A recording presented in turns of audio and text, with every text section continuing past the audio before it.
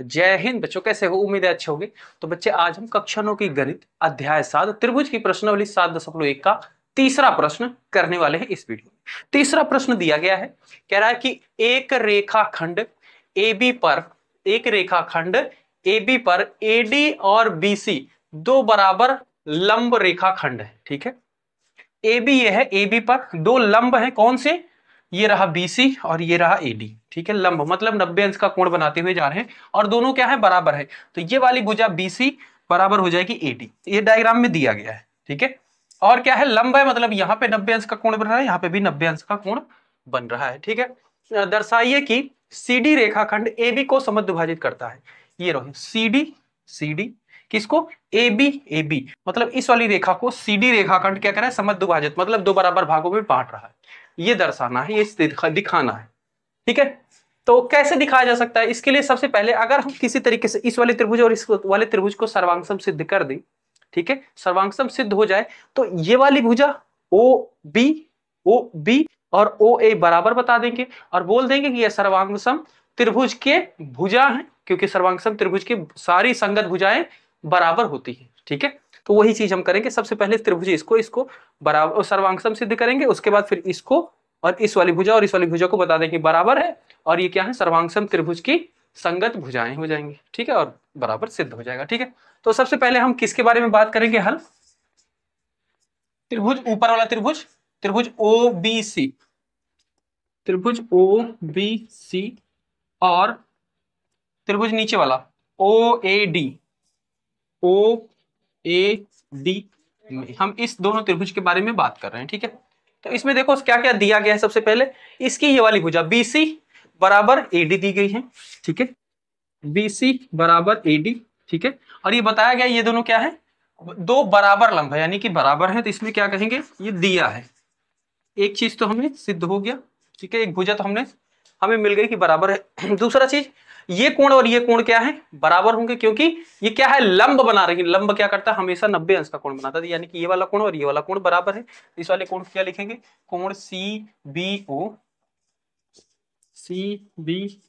बराबर ये वाला कोण DAO। ठीक है, ये भी हमें कहां से पता चले? ये प्रश्न में ही दिया गया है कि बराबर है, लंब है यानी कि 90 अंश का कोण बना रहे दोनों, तो बराबर है। ठीक है, अच्छा, तीसरी चीज और कुछ इसमें है जो बराबर हम दिखा सकते हैं। हाँ, एक चीज, ये वाला कोण और ये वाला कोण, ठीक है, ये वाला कोण और ये वाला कोण दोनों क्या होंगे? बराबर होंगे। क्या रीजन देंगे बच्चे? शीर्षाभिमुख कोण। जब दो भुजाएं ऐसे हो, इनके बीच का ऊपर वाला और नीचे वाला कोण, इसको बढ़ाओगे घटाओगे, दोनों एक साथ बढ़ेंगे घटेंगे, बराबर होते हैं। ठीक है, तो ये वाला कोण इसके बराबर, इसको क्या लिखोगे? BOC। ठीक है, कोण BOC, ऊपर वाले की बात होगी BOC, और कोण AOD दोनों बराबर हैं। किस लिए बराबर है भाई? क्योंकि ये शीर्षाभिमुख कोण है, ये शीर्षाभिमुख कोण है, शीर्षाभिमुख कोण। ठीक है, तो इस तरीके से ये भी बराबर हो गया। अब हमें तीन चीजें मिल गई और सर्वांगसम सिद्ध करने के लिए कोई तीन चीजें चाहिए, या तो कोई भुजा तीन हो, या फिर कोई कोण हो, या दोनों का मिक्स होकर के। ठीक है, तो यहाँ पे हमें एक तो भुजा मिल गई है, दो कोण मिल गए हैं। अब ये कौन सा सर्वांगसम है इसके लिए? ठीक है, कौन सा नियम से ये सर्वांगसम सिद्ध हो रहा है? तो बच्चे दो कोण है। अब कौन कौन से कोण है? एक कोण ये, एक कोण ये और एक भुजा। ठीक है, जब इस तरीके का सर्वांगसम होता है इसको क्या बोलते हैं? AAS सर्वांगसम। ठीक है, ठीक है, बाकी जो था SAS, तो उसमें क्या होता है? दोनों भुजाओं के बीच वाला कोण होना चाहिए। ठीक है, तो यहाँ पे दो कोण है, वो तो है नहीं। और दूसरा क्या था? ASA में क्या होना चाहिए? जो दोनों कोण है उन्हीं की बीच वाली भुजा हो। ठीक है, तो यहाँ पे इस वाले कोण के और ये वाली भुजा अगर हमने सिद्ध किया होता तो ASA सर्वांगसम होता। और जब इस तरीके से हो, दो अलग अलग भुजाएं, एक भुजा हो और कोण भी कहीं और के हो, तो क्या होता है? AAS सर्वांगसम से सिद्ध होता है। अतः त्रिभुज OBC सर्वांगसम है त्रिभुज OAD। ठीक है, किस नियम से? AAS सर्वांगसम नियम से। ठीक है, तो इस तरीके से हमारा तो ये सर्वांगसम सिद्ध हो गया। पर जो क्वेश्चन में दर्शाना जो बोला है CD रेखा AB को समद्विभाजित कर रही है, तो ये भुजा समद्विभाजित करने का मतलब CD इसको AB को दो बराबर भागों में बांट रही है, तो क्या लिखेंगे, ठीक है, तो लिखेंगे AO सॉरी BO या OB बराबर OA, ठीक है, OB बराबर OA, ठीक है। कैसे ये लिखेंगे, सर्वांगसम त्रिभुज की संगत भुजाएं, सर्वांगसम त्रिभुज की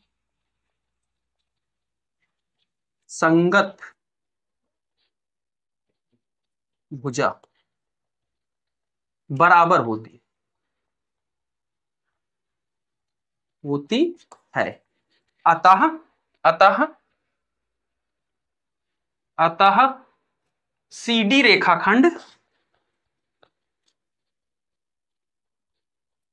AB को समद्विभाजित कर रहा है।